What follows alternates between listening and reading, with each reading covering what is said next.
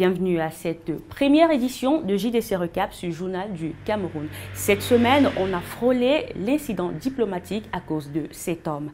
Lui, c'est Abdoulaye Thiam, alias Calibro Calibri. C'est l'un des fondateurs de la brigade anti-Sadina. Samedi 22 février, au Salon de l'Agriculture à Paris, il a interpellé le président français en ces termes. Monsieur Macron, il y a Paul Biya qui tue les Camerounais, monsieur Macron. Il y a un génocide au Cameroun, monsieur Macron. Paul Biya tue les Camerounais, monsieur Macron. Nous sommes des Camerounais, nous sommes des morts, monsieur Macron. Monsieur Macron, s'il vous plaît, monsieur Macron, s'il vous plaît. Oui, monsieur Macron. Monsieur Macron, mon pays, il y a un génocide au Cameroun, monsieur Macron.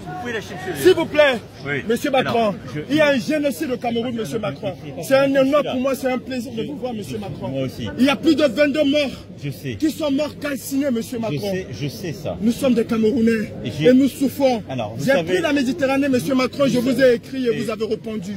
Et le président Emmanuel Macron de répondre par ceci. Vous savez mon engagement sur ce sujet.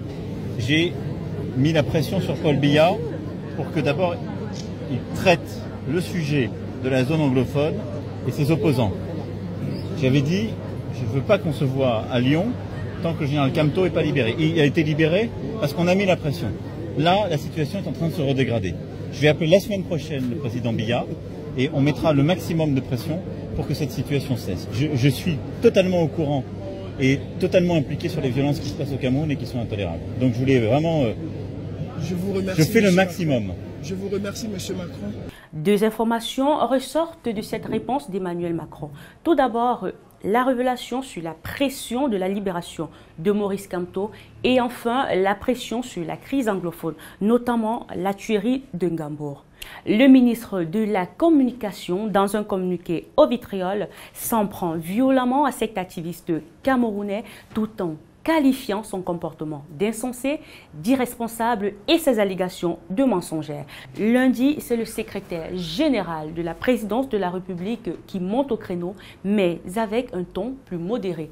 Il évoque la relation d'amitié historique qui existe entre le Cameroun et la France. Mais avant, dans une manifestation organisée devant l'ambassade de France au Cameroun, les jeunes Camerounais s'insurgent contre le président Emmanuel Macron. On peut attendre ceci.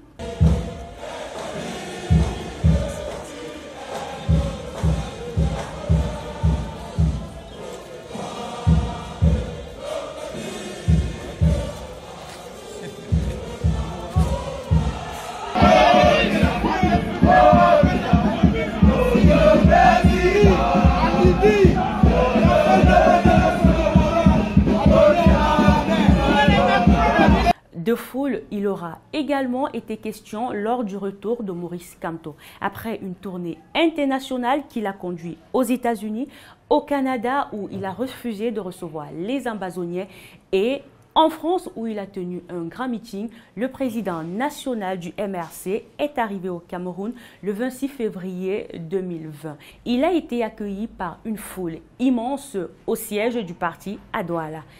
Occasion pour lui d'évoquer ceci. Mais notre engagement, notre combat, je voulais toujours dire... Il s'est ensuite rendu à Yaoundé où il a pris part aux obsèques de Maître Sop, décédé le 16 février 2020. Autre actualité marquante de la semaine, c'est bien sûr le contentieux électoral concernant l'élection des députés. Après des recours introduits par le SDF, le Conseil constitutionnel a décidé de la reprise de l'élection législative dans plusieurs parties des régions du Nord-Ouest et du Sud-Ouest en proie au conflit séparatiste.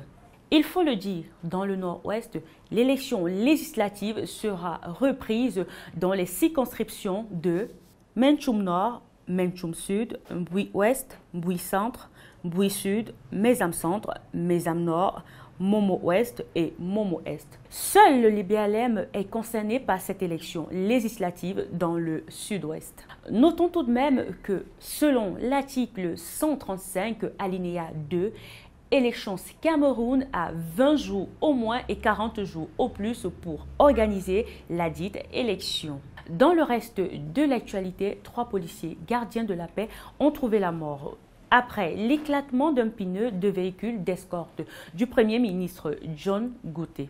Il faut le dire, ce cortège revenait de la cérémonie de pose de la première pierre du pont sur le Logone. Bon à savoir, le président Paul Biya a ordonné la commission d'enquête sur la tuerie de Ngambour. La dite commission a exactement 8 jours pour rendre ses conclusions. Terminons avec cette actualité. La semaine prochaine, plus précisément mardi, l'on assistera à l'élection très attendue des maires de la ville de Douala et de Yaoundé. Ces élus devront remplacer les délégués du gouvernement actuel de ces deux villes. C'est l'essentiel de l'actualité de cette semaine. Retrouvons-nous la semaine prochaine pour un nouveau récap de l'information sur Journal du Cameroun, bien sûr.